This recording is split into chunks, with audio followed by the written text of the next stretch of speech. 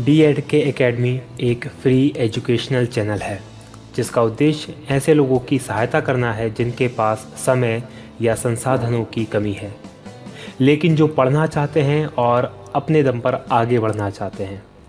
हम ऐसे छात्रों को एक ऐसा मंच प्रदान करना चाहते हैं जहां सभी लोग अपनी पढ़ाई पूरी कर सकें, सशक्त बनें और जीवन में आगे बढ़कर समाज को और बेहतर बना सकें।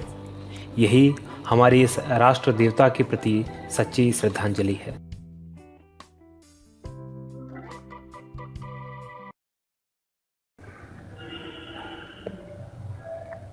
साथियों नमस्कार, बहुत स्वागत है आपका डी.एड.के एकेडमी में। मैं हूं भगवत दांगी, फाउंडर डी.एड.के एकेडमी।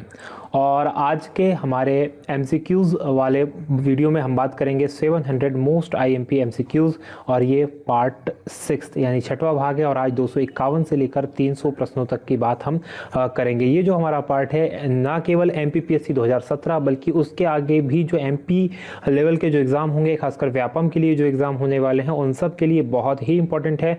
तो बहुत ध्यान से इस वीडियो को आप देखें, और इसके अंदर हम जो इंपॉर्टेंट क्वेश्चंस हैं सिर्फ उन्हीं को कवर किया गया जो बहुत ही इंपॉर्टेंट हैं और जो लगातार परीक्षाओं में पूछे गए हैं। चलिए शुरू करते हैं हमारा वीडियो।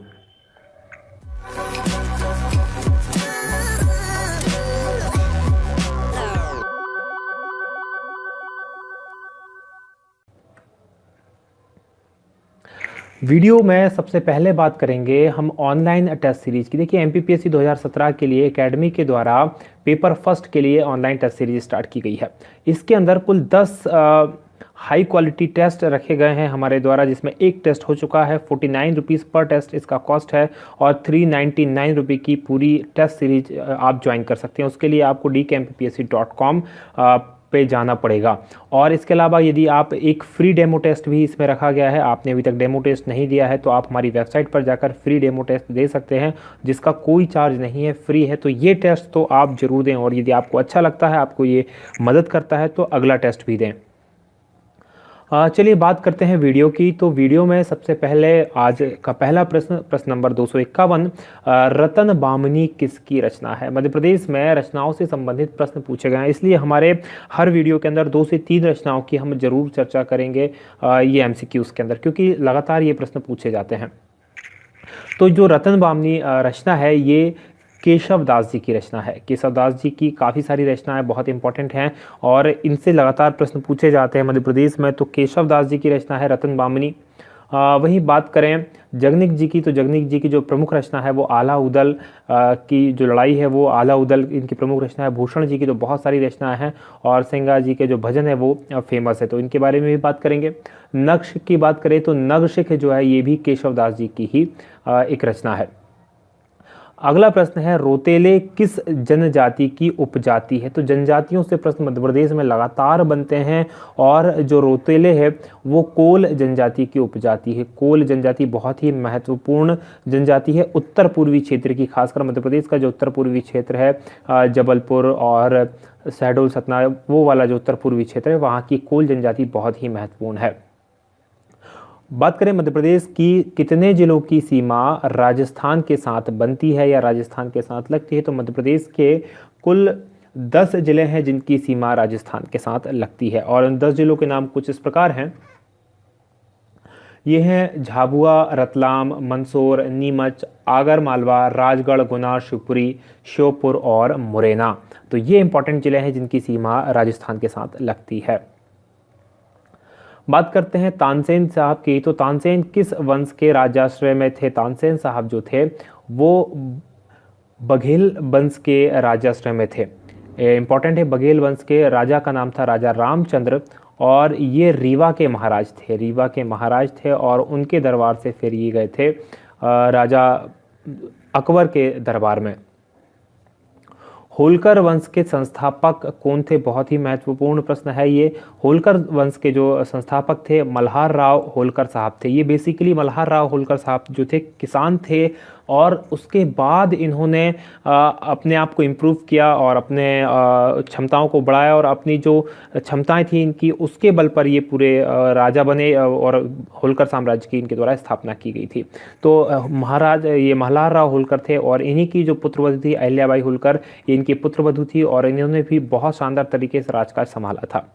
बात करें प्रश्न नंबर 257 की, तो हेलियोडोरस ने भागवत धर्म से प्रभावित होकर कहाँ गरुड़ ध्वज का निर्माण कराया था? तो बहुत फेमस प्रश्न है इतिहास का ये और मध्य प्रदेश से रिलेटेड है, क्योंकि मध्य प्रदेश के विदिशा में ये निर्माण करवाया गया था और आज इस जगह को खंबा बाबा के नाम से जाना जाता है।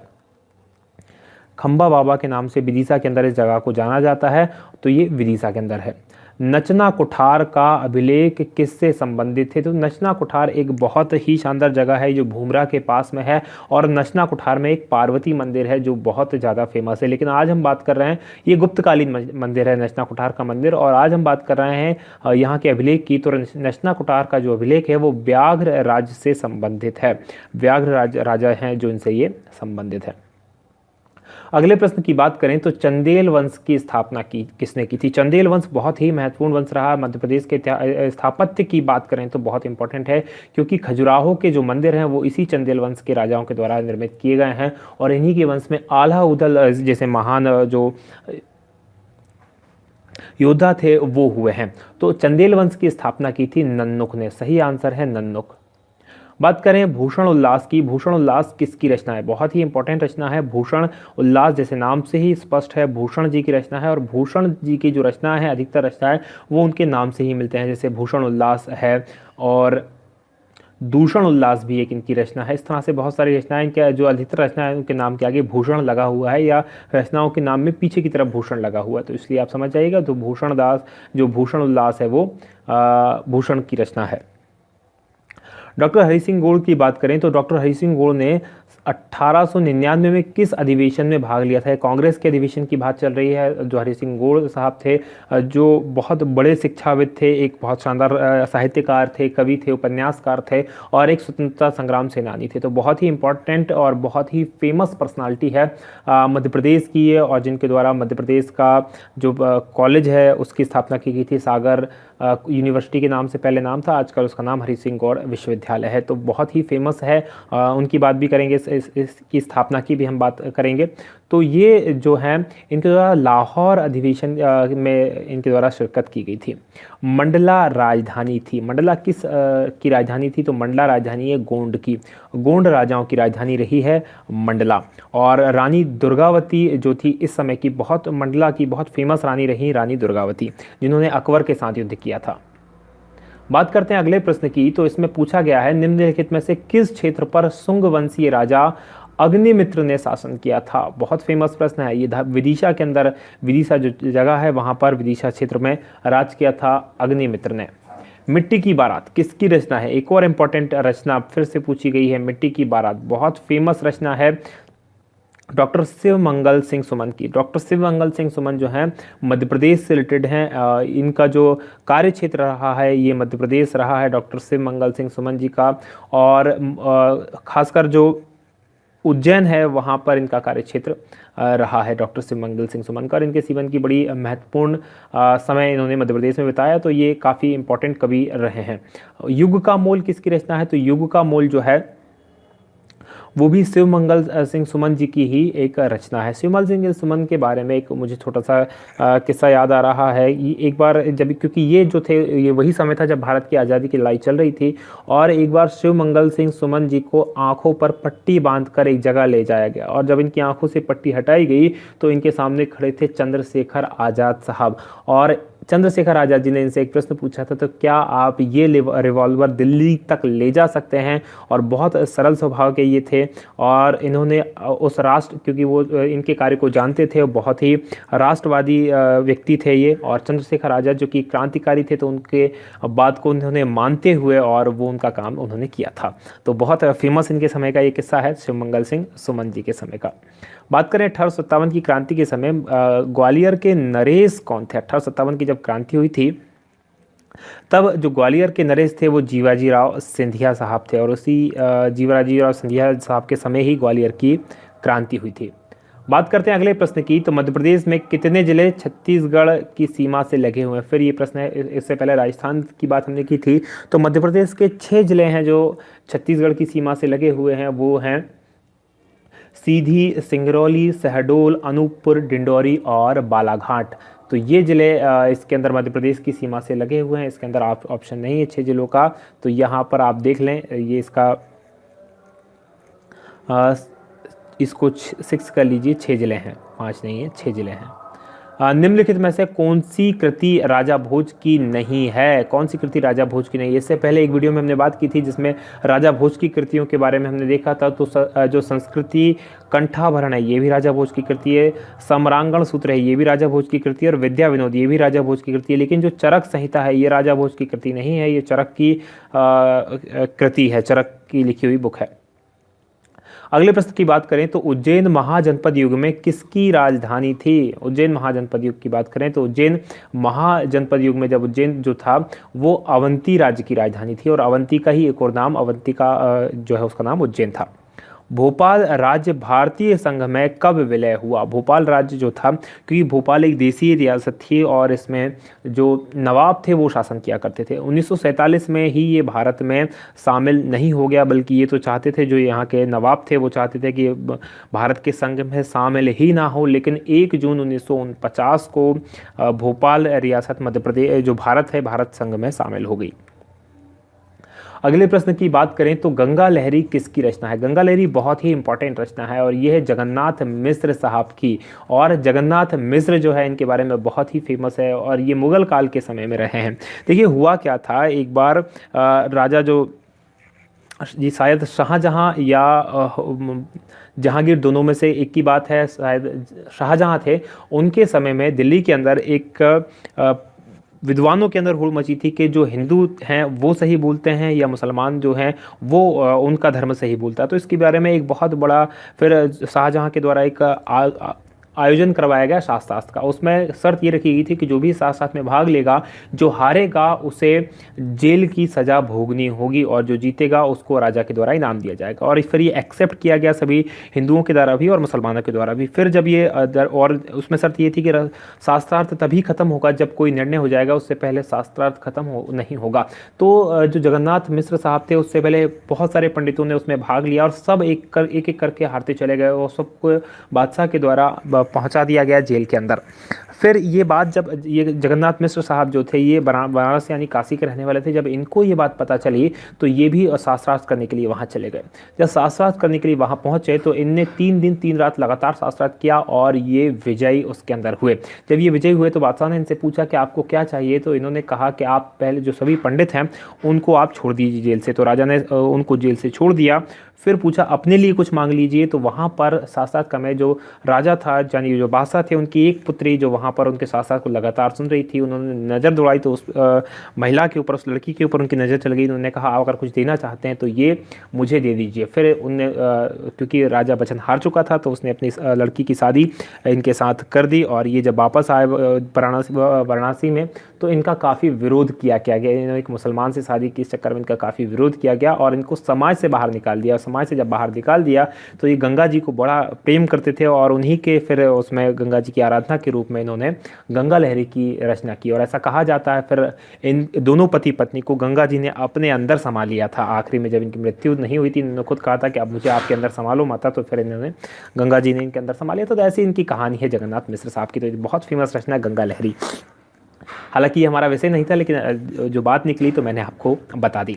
बात करें गुर्जरा अभिलेख की, तो गुर्जरा अभिलेख किस राजा से संबंधित है? गुर्जरा अभिलेख बहुत इंपॉर्टेंट अभिलेख है और ये अशोक से संबंधित है। मध्य प्रदेश के अंदर अशोक के जो गुर्जरा है, गुर्जरा अभिलेख जो मिलता है वो दतिया जिले में मिलता है। इसके अलावा एक पान गुराड़िया अभिलेख भी है जो कि सीहोर जिले के अंदर, मध्य प्रदेश के सीहोर जिले में मिलता है। तो ये 2 अभिलेख हैं जो मध्य प्रदेश से प्राप्त होते हैं। बात करें अगले प्रश्न की, तो मध्य भारत के पहले राज प्रमुख कौन थे? सबसे पहले हम ये समझें कि मध्य भारत क्या है।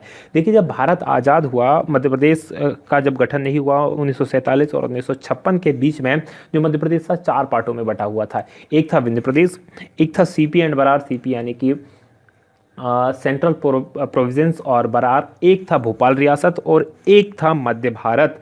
क्योंकि उसके अंदर ये हुआ था कि जो रियासतें थी, देसी रियासतें, उनको समाप्त कर दिया गया था। तो देसी रियासतों को जब समाप्त किया गया तो ये जो मध्य भारत था, इसके अंदर ग्वालियर रियासत भी इसके अंदर पड़ती थी और इंदौर रियासत भी इसी के अंदर पड़ती थी। और जब ये दोनों कंडीशंस वहाँ हुई थी तो जो ग्वालियर रियासत थी उसके राज प्रमुख थे अलग, और जो ये इंदौर रियासत थी इसके राज प्रमुख यानी कि राजा अलग थे। जब ये इसके अंदर मिली और दोनों को जब मिलाने के बाद राजधानी बनाने का निर्णय लिया गया कि ग्वालियर को राजधानी बनाया जाएगा, लेकिन जो होलकर साहब थे उनको ये मंजूर नहीं था कि राजधानी ग्वालियर को बनाया जाए या ग्वालियर को इंदौर से ज़्यादा दर्जा दिया जाए।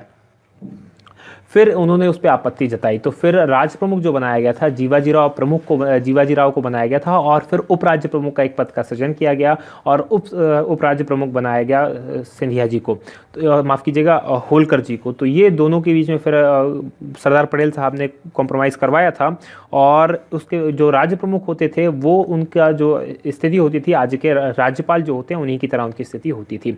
तो ये दो पहले राज्य प्रमुख बने थे, ये जीवाजी राव सिंधिया बने थे, और इनको जो शपथ दिलवाई थी वो पंडित जवाहरलाल नेहरू जी ने स्वयं आए थे और इनको शपथ दिलवाई थी। बात करें 274, रानी अवंतीबाई कहाँ की रानी थी? तो रानी अवंतीबाई जो थी रामगढ़ की रानी थी, रामगढ़ की लोधी वंश की ये थी, और 1857 क्रांति के समय में इनका बहुत विशेष योगदान रहा है, और उसमें ये वीरगति को प्राप्त हुई थी रानी अवंतीबाई, और रामगढ़ की ये रानी थी। अगले प्रश्न की बात करें तो अहिल्याबाई होलकर ने जो शासन की वागडोर कब संभाली थी? तो अहिल्याबाई होलकर इंदौर की बहुत फेमस शासिका रहीं, जिनको राजमाता के नाम से भी जाना जाता है। इन्होंने सन 1767 में राजवंश की बागडोर संभाली थी और बहुत ही कुशलतापूर्वक न्यायप्रिय तरीके से शासन किया, और इनका शासन जो है इतिहास में बहुत ही फेमस है। बात करें सिंधिया वंश की आरंभिक राजधानी क्या थी? तो देखिए आज तो जो सिंधिया वंश की जो हमें पता है अधिकतर हम ग्वालियर से सिंधिया वंश को जोड़ के देखते हैं, लेकिन सिंधिया वंश की जो आरंभिक राजधानी वो ग्वालियर नहीं थी बल्कि उज्जैन थी। सिंधिया वंश के किस शासक ने ग्वालियर को अपनी राजधानी बनाया? तो सिंधिया वंश के जो दौलत राव सिंधिया थे इनके द्वारा ग्वालियर को अपनी राजधानी बनाया गया था। लोह युग के धूसर चित्रित मृद्भांड मध्य प्रदेश में कहाँ मिलते हैं? तो इस समय के जो धूसर चित्रित मृद्भांड हैं ये मुरैना और भिंड क्षेत्र में मिलते हैं। बात करते हैं अगले प्रश्न की, तो 279, भारतीय राष्ट्रीय कांग्रेस की गतिविधियों की शुरुआत मध्य प्रदेश में कब हुई? तो 1904 सन 1904 के दौरान ये मध्य प्रदेश के अंदर भारतीय राष्ट्रीय कांग्रेस की गतिविधियों की शुरुआत मानी जाती है। मध्य प्रदेश का प्रमुख वस्त्र जो फेमस है वो है चंदेरी। चंदेरी अशोकनगर के अंदर पड़ता है। चंदेरी की जो साड़ियाँ हैं वो बहुत ही प्रसिद्ध हैं। मध्य प्रदेश की ऊर्जा राजधानी किस जिले को कहा जाता है? तो बहुत ही सिंपल सा प्रश्न है, सिंगरौली। सिंगरौली में बेढ़न जो जगह है वहाँ उसको मध्य प्रदेश की ऊर्जा राजधानी कहा जाता है। मध्य प्रदेश का सबसे ऊंचा जलप्रपात कौन सा है? तो मध्य प्रदेश का जो सबसे ऊंचा जलप्रपात है वो चचाई जलप्रपात है, और ये बीहड़ नदी पर बना हुआ है। ध्यान दीजिएगा, बीहड़ नदी का नाम है और ये रीवा जिले में है। चचाई जलप्रपात मध्य प्रदेश का सबसे ऊंचा जलप्रपात है ये। अगले प्रश्न की बात करें तो मध्य प्रदेश की सबसे पुरानी यूनिवर्सिटी सागर यूनिवर्सिटी की स्थापना का वर्ष क्या है? तो 1946 में सागर यूनिवर्सिटी की स्थापना हुई थी, और इस यूनिवर्सिटी की स्थापना में डॉक्टर हरि सिंह गौर साहब का बहुत बड़ा योगदान था। उन्होंने अपने पूरे जीवन की कमाई लगभग 21 लाख रुपए इस यूनिवर्सिटी को दान कर दिए थे, और उन्हीं के दान पर, उन्हीं की ज़मीन पर ये सागर यूनिवर्सिटी खड़ी की गई थी। उनका सपना था कि सागर यूनिवर्सिटी जो इस तरह से, जो हार्वर्ड यूनिवर्सिटी, ऑक्सफोर्ड यूनिवर्सिटी, जिस तरह से इन दो यूनिवर्सिटीज़ का विश्व के अंदर नाम है, उसी तरह से इस यूनिवर्सिटी का भी नाम विश्व के अंदर हो। बहुत बड़े इतिहासकार, माफ़ कीजिएगा, बहुत बड़े साहित्यकार, स्वतंत्रता संग्राम सेनानी रहे हैं डॉक्टर हरि सिंह गौर साहब। उन्हीं के द्वारा 1946 में इसकी स्थापना की गई थी, और आज सागर यूनिवर्सिटी का नाम हरि सिंह गौर यूनिवर्सिटी है। मध्य प्रदेश की पहली यूनिवर्सिटी भी है। खजुराहो का मंदिर किस जिले में स्थित है? तो खजुराहो के जो मंदिर हैं वो छतरपुर जिले के अंदर स्थित हैं। भीमबेटका की गुफाएं कहाँ है? भीमबेटका की गुफाएं भी बहुत इंपॉर्टेंट हैं, और इनको 2003 के अंदर विश्व विरासत स्थल घोषित किया गया है। तो भीमबेटका की जो गुफाएं हैं अब्दुल्लागंज रायसेन के अंदर हैं। महारानी लक्ष्मीबाई की समाधि कहाँ स्थित है? तो महारानी लक्ष्मीबाई की समाधि ग्वालियर में स्थित है, कालपी के पास में। तानसेन, तानसेन का मूल नाम क्या था? कई बार ये परीक्षा में पूछ गया है। तो तानसेन जी का जो मूल नाम था वो रामतनु पांडे था, रामतनु पांडे। और ये रीवा के राजा रामचंद्र के दरबार में थे, जो बघेल वंश के राजा थे। देवास प्रसिद्ध है, देवास प्रसिद्ध है करेंसी नोट की छपाई के लिए, क्योंकि यहाँ पर करेंसी नोट की छपाई होती है और आजकल नोटबंदी चल रही है तो बड़ी करेंसी की बड़ी समस्याएं चल रही हैं, तो इसलिए देवास और ज़्यादा याद आता है। तो करेंसी नोट की छपाई के लिए प्रसिद्ध है देवास। भारत की सबसे बड़ी जनजाति कौन सी? देखिए बहुत ही कंफ्यूजिंग प्रश्न है, कई लोग गोंड बताते हैं, कई लोग भील बताते हैं, कई जगह कुछ लिखा है। मैं आपको क्लियर कर दूं, यहाँ तो इन जो ऑप्शन है इसके अंदर तो गोंड सबसे बड़ी जनजाति है, लेकिन एक जनजाति समूह के रूप में, यानी गोंड और उसकी उपजातियों की जनसंख्या को अगर टोटल किया जाए तो गोंड सबसे बड़ी जनजाति है। लेकिन सिर्फ देखा जाए भील और उसकी उपजातियों को छोड़ दिया जाए, सिर्फ भीलों को जोड़ा जाए तो भील सबसे बड़ी जनजाति है। लेकिन ये प्रश्न बनता है तो इसका आंसर गोंड है। तो गोंड भारत की भी सबसे बड़ी है और मध्य प्रदेश की भी सबसे बड़ी जनजाति है। यहाँ पर माफ कीजिएगा, भारत के बारे में पूछा गया तो भारत की तो निसंकोच गोंड है, और जो भील है भारत में वो तीसरे नंबर की सबसे बड़ी जनजाति। मध्य प्रदेश की बात करा था, मध्य प्रदेश में जनजाति समूह को जोड़ा जाए तो गोंड सबसे बड़ी है, और उस जनजाति समूह को ना जोड़ा जाए तो सबसे बड़ी जनजाति है भील। इंदौर में आकाशवाणी केंद्र की स्थापना कब हुई थी? तो इंदौर में आकाशवाणी केंद्र की जो स्थापना हुई थी 22 मई 1955 को हुई थी, और मध्य प्रदेश में पहला ऐसा स्थान था जहां पर आकाशवाणी केंद्र की स्थापना हुई थी। बात करते हैं अगले प्रश्न की। 291, निम्नलिखित में से मध्य प्रदेश में सर्वाधिक सोयाबीन कहाँ होता है? सोयाबीन, मध्य प्रदेश को सोया स्टेट भी कहते हैं, तो मध्य प्रदेश का जो मालवा क्षेत्र है, मालवा रीजन, वहां पर सर्वाधिक सोयाबीन होता है। निम्नलिखित में से मध्य प्रदेश के किस जिले की सीमा उत्तर प्रदेश को स्पर्श नहीं करती? बहुत ही इंपॉर्टेंट प्रश्न है। तो मध्य प्रदेश का देखिए भिंड जिला टच करता है उत्तर प्रदेश को, जो सतना है वो भी उत्तर प्रदेश को टच करता है, शिवपुरी उत्तर प्रदेश को टच करता है, लेकिन जो श्योपुर है वो राजस्थान को टच करता है, उत्तर प्रदेश को टच नहीं करता। निम्नलिखित में से कौन मध्य जनसंख्या की दृष्टि से मध्य प्रदेश का सबसे छोटा जिला है? तो मध्य प्रदेश का सबसे छोटा जिला जनसंख्या की दृष्टि से जो है वो हरदा है, और दतिया जो है वो क्षेत्रफल की दृष्टि से सबसे छोटा है। जनसंख्या की दृष्टि से सबसे छोटा है हरदा, और क्षेत्रफल की दृष्टि से सबसे छोटा है दतिया। मध्य प्रदेश के प्रथम मुख्यमंत्री निम्नलिखित में से कौन थे? तो सभी को पता है, बहुत सिंपल सा प्रश्न है। रविशंकर शुक्ल साहब मध्य प्रदेश के पहले मुख्यमंत्री थे, और पट्टाभी सीतारामैया जो थे मध्य प्रदेश के पहले राज्यपाल थे। भारत के 12 ज्योतिर्लिंगों में मध्य प्रदेश में ज्योतिर्लिंगों की संख्या कितनी है? भारत के अंदर 12 ज्योतिर्लिंग है, जो भगवान शिव के ज्योतिर्लिंग है वो बहुत ही प्रसिद्ध हैं। उनमें से मध्य प्रदेश के अंदर 2 ज्योतिर्लिंग हैं, एक है महाकालेश्वर उज्जैन में, और दूसरे हैं ओंकारेश्वर में, ओंकारेश्वर ज्योतिर्लिंग। ये 2 ज्योतिर्लिंग है जो मध्य प्रदेश के अंदर है। बात करते हैं मांडू की। तो मांडू में निम्नलिखित में से कौन संबंधित हो? जीवाजी राव, ये मांडू से संबंधित नहीं है, इंदौर से संबंधित हैं। रानी रूपमती जो है वो मांडू से संबंधित है। अलाउद्दीन खां साहब मैहर से संबंधित है, और झलकारी बाई जो है ये अवंतीबाई से संबंधित हैं। तो रानी रूपमती है, रानी रूपमती और बाज बहादुर जो थी, इनकी बहुत फेमस प्रेम कहानी रही है। अकबर ने फिर इनके ऊपर रानी रूपमती और बाज बहादुर के ऊपर आक्रमण भी किया था, तो वो बहुत फेमस प्रेम कहानी रही रानी रूपमती की बाज बहादुर के साथ। तो ये मांडू जो है धार के अंदर है, तो रानी रूपमती संबंधित है। और रानी रूपमती का महल बहुत प्रसिद्ध महल है, बाज बहादुर का महल भी प्रसिद्ध महल है मांडू के अंदर। निम्नलिखित में से मध्य प्रदेश की कौन सी जनजाति जनसंख्या की दृष्टि से सबसे बड़ी है? तो इनके अंदर जो जनजातियां दी गई है इसमें जनसंख्या की दृष्टि से देखा जाए तो भील जो जनजाति है वो सबसे बड़ी है। निम्नलिखित में से मूर्ति कला का प्रसिद्ध स्थान फड़के स्टूडियो कहाँ है? तो फड़के स्टूडियो जो है वो धार के अंदर है। और मूर्ति कला जो मूर्तियाँ आपने देखी होगी, जो स्टैचूज आप देखते हैं, विभिन्न महापुरुषों के स्टैचू जो आप बनते हैं, वो अधिकतर स्टैचू जो पूरे भारत के अंदर बनते हैं वो यहीं पर बनाए जाते हैं, और ये बहुत फेमस जगह है। डॉक्टर फड़के जो थे, रामराव फड़के जो इनका नाम था, डॉक्टर फड़के, वो इसके आधारशिला उनके द्वारा इसकी रखी गई थी।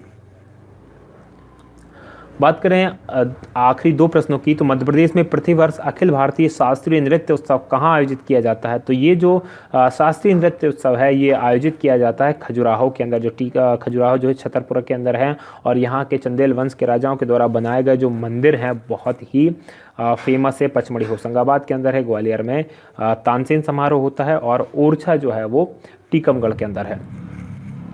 मध्य प्रदेश का महालेखाकार कार्यालय कहाँ है? एजीएमपी यानी मध्य प्रदेश का महालेखाकार कार्यालय जो है वो ग्वालियर के अंदर। ध्यान रखिएगा, जो अधिकतर शासकीय कार्यालय वो आपको भोपाल के अंदर मिलेंगे, लेकिन जो महालेखाकार कार्यालय है वो ग्वालियर के अंदर है। तो चलिए, हमारा ये जो वीडियो है यहीं समाप्त होता। अगले वीडियो में हम बात करेंगे प्रश्न नंबर 301 से लेकर 350 की।